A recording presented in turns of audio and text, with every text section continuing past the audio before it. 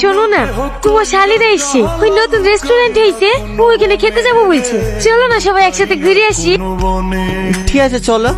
ঠিক আছে তাহলে আমি রেডি আছি। ভালো আছেন ভাই? হ্যাঁ ভালো আছি। তোমরা 2 মিনিট দাঁড়াও, আমি জামাটা চেঞ্জ করে নিই।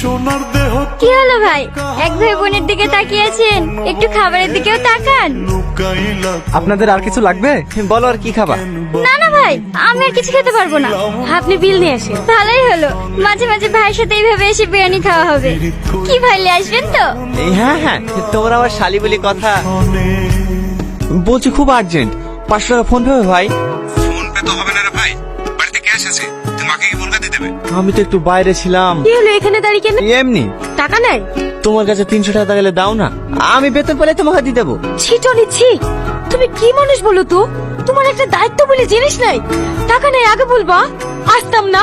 আসলে তোমরা শখ করে বললা তো, তাই আর না করতে পারলাম না। থাক, অনেক শখ পূরণ করেছি, আর করতে হবে না।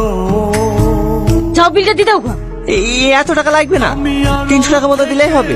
যা বলছে তাই করো।